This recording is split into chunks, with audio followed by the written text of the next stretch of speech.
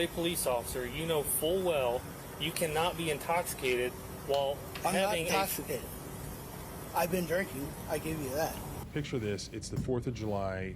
You're having fireworks. Everybody's over. It's also a kid's birthday party. You're having a great time. But then the neighbor, who says he's a vet with PTSD, comes outside with an AR-15 and threatens you with it. He came over here raising hell cussing. He's a military vet. He hates fireworks. It brings back old memories. Okay. So you call the cops, and the cops show up. But this neighbor just happens to be an off-duty police officer. You're kind of putting us in a position. I don't want to do this to a fellow law enforcement officer. What happens? I'll show you. Let's go. As a practicing civil rights lawyer, I'll go over some of the rights at play here that people should understand. And if you like going over police encounters and interesting and important court cases and learning about your rights, please subscribe, because I try to put up videos every week. So we're going to break down this footage. But first I want to tell you about the sponsor of this video, and this comes at just the right time. The sponsor of this video is NMN from Black Forest Supplements, and here's why I like this product. We're entering a new realm of tyranny, and nobody is safe from the political weaponization of our federal government. Look at what just happened last weekend. We have actual U.S. senators openly wondering whether or not federal agencies are actively engaged in a conspiracy and lying to them, much less us. What many are just now realizing, many of us have known for a long time. Our government has a long history of acting against our best interests and then gaslighting us about it. And now this same abuse of power is affecting our health freedoms, driven by... Hey, I just want to say this too. I'm not going to pause this video, you know what I'm saying? I know y'all hate me for that. But if you guys do hear anything in the background, it's because it's thunderstorming outside. Second, my cat is right here, keep mowing and shit. I don't know what's wrong with her. She was just eating. So before y'all even say, oh, what is that in the background? I hear some shit. It's the rain and it's my cat. So I apologize. None other than the FDA, which is trying to reclassify NMN supplements as a drug. And this isn't because NMN is unsafe, far from it. A recent Harvard study has shown that NMN can help reduce weight, lower cholesterol, and even reduce blood pressure in overweight adults. Dubbed the limitless pill, NMN can potentially take 10 to 20 years off your biological age, offering a fountain of youth in a bottle. Personally, I've taken NMN, and I can honestly say that I feel more energized and healthier. It's made a significant difference in my overall well-being. But unfortunately, you may not be able to get it much longer. The FDA is trying to keep it away from us. And I don't promote many people, but I genuinely respect these guys. They're fighters. They stand up to government tyranny, and they agreed to an amazing buy two, get one free 48 hours deal. Wow. So I urge you to check out the link below and grab some for yourself before it's too late. Now let's get back to the video. I got you. Hey, y'all make sure y'all click the link in his bio. Police Lieutenant Jason We're in the description. is accused of threatening a group of his neighbors who were setting off fireworks on the 4th of July. Okay. Accused of threatening them with an AR-style rifle. He allegedly approached the group, cursed at them, and then aimed his rifle at them, causing them to run away scared and to call the police. Right. So what seems to be going on, man? Everybody around here is fireworks. The guy right here, Right back there, right he came over here raising hell cussing. He's a military vet. He hates fireworks. It brings back old memories. Okay. He's got an AR on him, He pointed at us. and he scrunched down and aimed it at us, and we all took off running. Right. Okay, so did he come up to the... He came all the way up to the fence. and started cussing at us, telling us. And then he pointed the AR? Yes. Yeah, pointed out on us. So me and him, we took off. Like crazy while we were doing the fireworks. He got the flashlight on it. Out at his property. Yeah, he was sitting. Okay. You look at that tree back there towards the building. He was standing about over there shooting See, I've AR got towards that all field. my neighbors out. Yeah. We put on a good fire show every year. All the neighbors watch. Y'all's neighbors. I got you. And then, It's going crazy outside.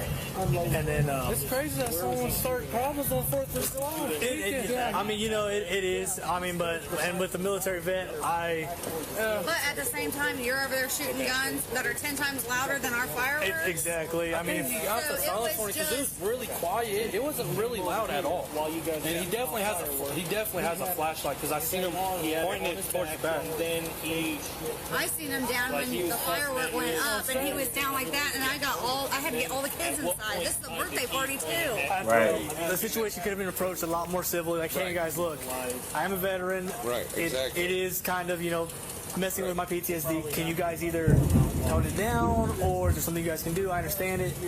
I mean, a little more silly instead of pointing a gun at somebody with kids in the household. Eder claimed that he had the rifle slung on his back and that he was just trying to get the group to point their fireworks in a different direction because he has PTSD from the military. Right. He also admitted to having 4 to 5 drinks and can be heard slurring his words in the body cam video, which was just released.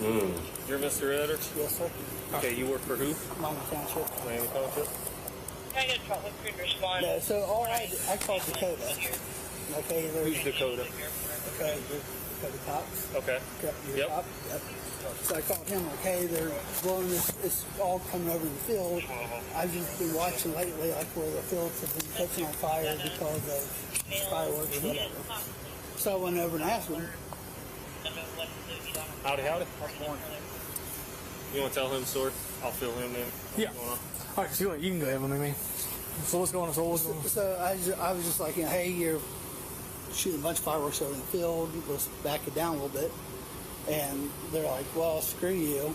We can do them wherever we want. We're shooting them this way. The wind gods are taking them where they need to go. Yeah. Like, okay, well, when you're shooting in a ditch pointed this way, they're going to go this way. Yeah. So they're like, oh, well, who cares? Screw you. So I'm like, all right, cool. I was like, I'll call the cops. They're like, call the cops. Okay. And I walked away. That was it. Okay, they're claiming, from our understanding, they're claiming that you had the rifle, came over there in an aggressive manner, hey, you guys knocked the fireworks, I have PTSD, I'm a veteran, etc., etc. And then they said they were claiming that you took the firearm from your back and then kneeled down in the ground, kneeled down and then pointed the firearm in their direction. Wow. Never happened. And they're claiming that you pointed the firearm in their direction. Nope, never happened. Never even chambered around. It was an empty chamber. Okay. It was an AR with an empty chamber. Okay. I just threw it on my back because I couldn't really throw a pistol on my shorts. Okay. Yeah. That's it. And is your firearm? But you, like I said, you did have a firearm on you. I mean, it was. Yeah, I mean, it's like it was a tight sling to the back. It wasn't even like a patrol sling. It was a sling on my. It was actually on my back. Okay. It wasn't like up here. It was on the back sling. Okay. So of course we have a Fifth Amendment right not to incriminate ourselves. Right. Here, even though this guy's a police officer, they're asking him questions and he's answering all the questions and thereby generating statements that no doubt could be used against him or will be used against him in court after the fact. The other officers have not advised him of that fact, which they don't have to do. Why? Because he's not in custody yet. Reading Miranda rights only becomes necessary when you have 2 things: custody plus interrogation. So here we sort of have interrogation, but we don't, or we're missing the custody because he's not under arrest yet. Right. 9 times out of 10, most of the evidence against any criminal defendant are so-called voluntary statements that were made by people where police officers are just asking them questions and they're answering with incriminating statements. And here, even though this guy's a police officer and should know better, either he doesn't know better or the fact that he's clearly intoxicated is causing him to make poor decisions and speak to the police. Or perhaps it's just his arrogance thinking that the thin blue line from this neighboring jurisdiction is going to cover this up for him. Right. Like I said, they're claiming that, they have 3-4 witnesses saying that you took the gun off your back and then you pointed the gun in their direction. Nope. Okay. All right. So, how long have they been firing them off? Probably a couple hours. Couple hours. Okay. At what time? Yeah, because actually when I was talking to Dakota, like he could hear him. So what time? And like I was telling him, I didn't get to share with you. I was like, hey, look, I don't care if you shoot them off, do whatever, but can you shoot them that way? Because, I mean, this way, the fields get dry, they catch on fire. I mean, I've seen that recently. What time did you go over there? How long ago? Probably half hour. Half hour ago? Yes, sir. So, like I said, that was all I asked them was they had them out all front on the road. I'm like, hey, can you point them that way? They're like, no, the wind guides decide where they go, not us. I'm like, well, if you point them this way, the wind guides are going to let them go this way. Okay. So why did you decide to take your firearm over there? Well, I always take a gun somewhere. I mean, I just didn't have. I'm wearing gym shorts. I didn't have anything to put it, so it was a tight sling on the back. It wasn't a tactical sling out front. It was like on my back. Okay. But why did you feel the need to take a firearm over there? Various whatever. Okay. So I just wasn't going to go over and talk to them unarmed. Have you ever had contact with them no, before? Sir. No, sir. Not at all. Never before, ever? No, sir. Not at all. Okay, but you still felt the need to take a firearm. Slung on my back. Right. Not even chambered. Right, Even okay. around chambered. That's fine and dandy. How much have you had to drink tonight? Couple, probably 4 or 5. Because I can smell it on Well, you. I know. It's a holiday.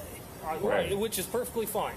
And I don't have a firearm on as a police officer, you understand it's called weapons under intox. Yeah. Weapons while... Yeah, weapons while intoxicated, yes. I just wanted to sleep, dude. I mean, at the end of the day, I just wanted to go to bed. Okay, but you understand that you're kind of putting us in a position. I don't want to do this to a fellow law enforcement officer. Right. You're tying our hands. You understand that, right? As a police officer, you understand that, right? I called you guys. I understand Doesn't you did. matter. Actually, no, they are the ones that called us. They were the ones that called. Yeah. You trying to lie. Okay. I understand. I don't understand your phone numbers. I apologize. Okay, but what I'm getting at is, you know, as a police officer, you know full well you cannot be intoxicated while I'm not having intoxicated. I've been drinking. I give you that. But I also have Stand the Ground, Stand Your Castle, Castle Doctrine, whatever. The roadway is not stand your castle, stand your ground. That's public property. Right.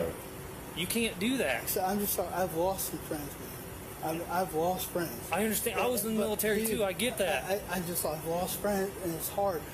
It's just, you know, the more it goes on, the more you hear the bang, bang, bang. It's like you watch your friends go. Okay, but I'm you sorry. understand just as well as I do that you can't do what you did. But I didn't. Right? I didn't go over there and threaten anybody. I didn't. It was slung Well, on I'm my getting back. conflicting stories then.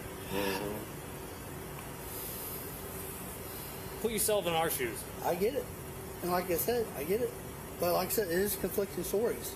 Do they have videos of me doing any of this? You even admitted to me that you walked over there With a while rifle you've slung on been. my back. Just let me speak. Listen, While you've been drinking, with a rifle on your back, going over there towards their property, confronting them. We're okay. But I don't know who those people even were. Like, I've only ever seen adult people there. These were like younger kids. Whatever. No, they weren't younger kids. And if they were, that would have been worse. They looked to be younger kids. All right. I mean, like 16, 18. I'm sorry. Yeah. Yeah. As I was walking away, like it still was slung on my back, and like they touched off something like close to the ground. And I just kind of looked around, and they're all like, "Oh!" And like it was still slung on my back. I mean, I didn't do anything. What you gotta understand, I mean, you gotta understand from their standpoint, they're out there with fireworks, man. You know, you've got a rifle on your back, and then you make a quick turnaround with a rifle But it's on your still back. on my back. It's not up here. But think about it, though. I mean, you know, if you're walking that way, if I see you in my yard, or if I see you out in the yard, I can't see out. I'm not in the street. I'm not in the yard. I'm in the street. Okay, so you're in the street, though, but I can't see you, though. That's the thing. I can't see further anything out there. They don't have a flashlight or anything. Is Chambers working? Chambers? Yeah. I don't know who that is. You don't know who Chambers is? Yes, sir. No, he's no longer working. Here he's name dropping, do you know Chambers? And that's sort of a common theme that you see in the double standard body cam cases where the police are investigating other police officers or judges, like a recent video. Yeah. But was he treated with a double standard here?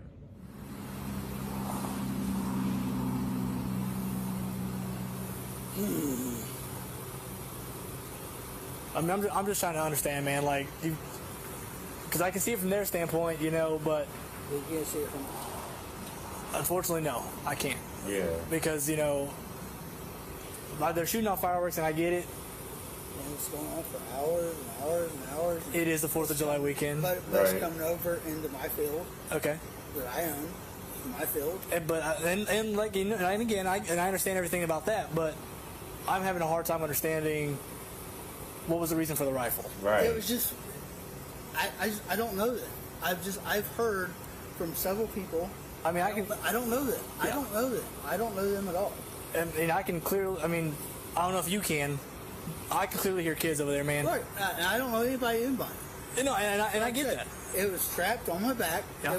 I wasn't going over in patrol. But you're not speed, understanding like, that you going carry over, it strapped on regardless. my back. Yeah. You got it with Nothing, you. Not around the chamber.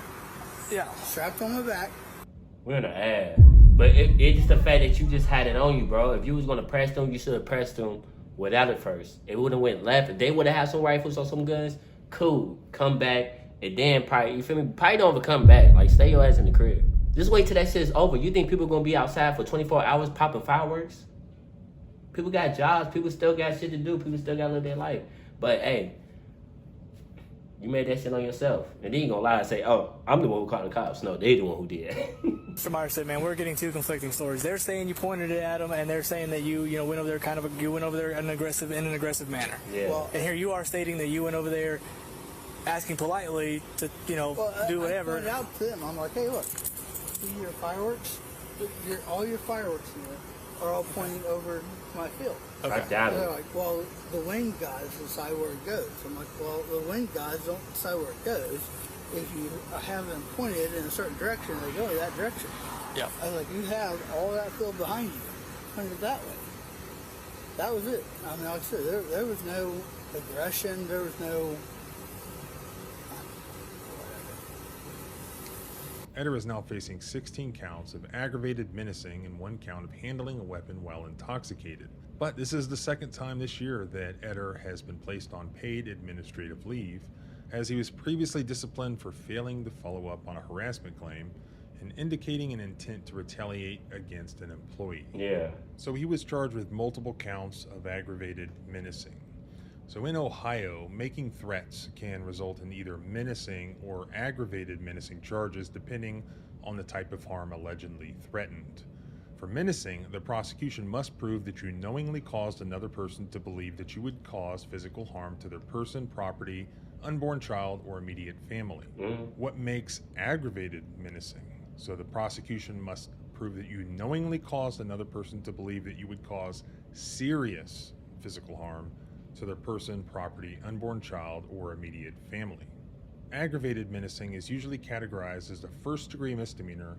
The possible sentence for aggravated menacing includes a maximum jail term of 180 days, a maximum fine of $1,000, and a maximum of 5 years of probation. But get this, if the alleged victim is a police officer or an employee of like a CPS agency, and the offense relates to the performance of that person's official duties, then it's a felony under Ohio law. Whoa. Now, isn't that ironic under the circumstances? That seems like a dangerous law to me. Yeah. If a police officer says that they've been placed in fear of serious physical harm, I mean, they say that all the time. Boom. They could charge you with a felony in Ohio. That's Can crazy. the prosecution prove their case? Obviously, there's 16 counts because they're counting up the number of alleged victims. I've always been against the theory that you're committing multiple crimes just based on the number of people present. But setting that aside, can the prosecution meet the elements of this state law crime under Ohio? Can they prove that this individual knowingly caused another person to believe that he would cause serious physical harm to their person, property, unborn child, or immediate family? What did he admit to doing? He admits to drinking. He admits to taking an AR, strapping it on his back, and going to confront his neighbors, whom he admits he has no reason to believe that they may be dangerous in some way, that he needs to bring a firearm with him. Right. And even had that been the case, his story is that it was unloaded, he didn't chamber a round. Now, that's not a requirement under this statute because it requires proof that you caused another person to believe that in this case you might shoot them. Nobody said that he told them, well, yeah, I have an AR-15, but it's unloaded. It's incapable of harming you in any way. Basically, he admits to bringing the AR with him for the primary purpose of placing fear. Because if he thought he needed to use it, it would have been loaded. He brought it to cause fear or to intimidate. And that actually fits this statute perfectly. And that brings another question. I mean, these are misdemeanors. Did they undercharge that? Here in West Virginia, I have no doubt that they would charge a felony for this. If you go and confront your neighbor while drunk, bringing an AR and threatening them with that AR, I have no doubt that you would get charged with a felony. Now, he's charged with 16 misdemeanors, but was it undercharged as part of a double standard? Okay. According to the news report from the Dayton Daily News, which I'll link in the blog post pinned in the first comment, the Miami Township Police Department placed Eder on paid administrative leave earlier this month as a result of his pending criminal court case. They're going to conduct an independent internal investigation of the incident while waiting on the outcome of the pending alleged criminal charges. The department will have no further statement at this time, as we cannot comment on personal matters. On July 9th, Eder pled not guilty to all charges. His next hearing is scheduled for August 19th. Now remember, these are two different jurisdictions. So the cops who arrested and charged Eder were not his direct colleagues. They're in a different county, I guess, or a different township, whatever weird thing Ohio does. Yeah. So it could be that his agency wants to get past this, or wants to cover it up, wants to keep him on, wants to avoid disciplining him at all. He's been there for 24 years, it looks like. So let's stay on top of this one, shall we? Let's follow up and see what happens with these criminal charges. Yeah. Does he really need to be on unpaid leave? Maybe that's our double standard right there. Generally in these police cases, if they want to put them on unpaid leave, generally they can if they want to. If they want to fire them, they can. Right. If they want to. There's a direct correlation between the amount of public outrage and the decision whether or not they fire somebody or just let them coast along with a paid vacation. For the most part, I approve. You got a point though, like. Nah, that was funny, bro. That was slick how you said that. Of how they acted here. I think they could have done without saying, look, I don't like to do this. You're putting me in this position. No, that should have nothing to do with it. In fact, he was name dropping. He was trying to get special treatment. They should have shot that down immediately. They didn't do that, but they did pretty good. They definitely could have done much worse. I'm curious to know, though, what do you think? Let me know in the comments. Do you think that these officers handled this situation properly? What should they have done differently? Or what would you have done differently? Yeah. So thanks for watching. Don't forget to like, subscribe, and hit the bell for more police encounters and constitutional rights and civil rights discussions. Remember, freedom is scary. Deal with it. Deal with that shit, chat. Hey, I'm gonna need y'all go ahead and like and subscribe and turn my post notifications. If you want to be the Noxie family, all you gotta do is put down in the comment section, we beat his ass. Hashtag KNOX YYFAM. I'ma like it, let you know that you're in the Noxie family. It's that simple.